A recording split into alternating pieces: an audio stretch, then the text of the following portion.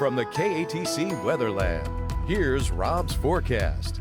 Welcome back. Well, another hot one today. Boy, we've had more mid-90s this summer so far than we've had in the last several years. Even though we've had warmer than normal years, we've seen them mostly in the overnight lows. Well, this year we're seeing it in the daytime highs as well. 97 the high this afternoon after morning start of 77. Normals 30-year normal, 75 and 91.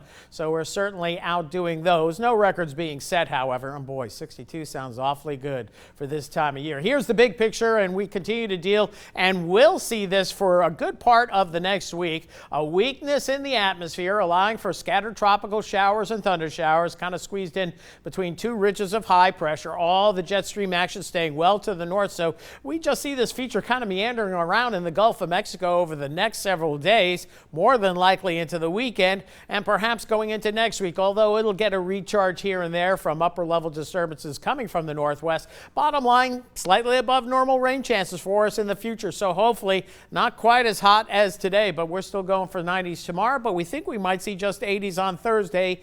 Fingers crossed. Now, locally, not a lot happening as well. Some storms offshore. We have that weak trough of pressure offshore, low pressure offshore. And as we scan the regional Doppler radars, and we'll go ahead and just put things in motion, you can see it was more active earlier today and earlier this evening. We had some strong storms over southwest Louisiana, out in the Gulf of Mexico. And this one storm that ripped through Vermilion Parish into Cameron Parish was a severe cell, had 50, 60 mile per hour winds. A lot of cloud-to-ground lightning, and now that has since quieted down. All quiet on the radar now, and we're not expecting any more activity overnight tonight. Big picture as we look at the Gulf of Mexico, National Hurricane Center still keeping an eye on this trough of low pressure, or maybe a broad area of low pressure, but chance of development now down to 10%, maybe even less. Still could be a heavy rainmaker for portions of the Gulf Coast. Primarily, it looks like from Louisiana to the Florida Panhandle, but it seems less likely anything unusual that we would see this time of year. It's just a wet pattern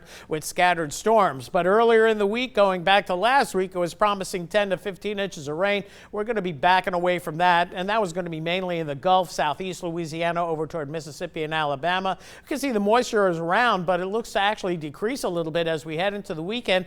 And latest model runs looking not as wet. The Euro really backing off on rainfall totals, but these systems are difficult to ascertain. The GFS is a little bit wetter, but we'll see how it plays out in the days ahead. We'll take it one day at a time. Tomorrow we'll start off partly cloudy, and then we'll see a little bit more in the way of scattered showers and thunderstorms. Rain chances closer to the 50% range, maybe even around the storms going into tomorrow evening, tomorrow night, and then going into Thursday. We think the coverage is going to be good enough to warrant a 60 to 70% chance of showers and storms. And with any luck, we hold off on the 90s, or we'll try to anyway, and then things quieting down as we head into Thursday evening, and only to do it again on Friday. So active weather, yes, but threatening weather, not so much, at least here in Acadiana. That is the good news. So showers are done with, warm and humid. That's full buck supermoon out there tonight, but we have a lot of high clouds. Hard to see. Couldn't see the space station tonight because of the cloud cover in Lafayette,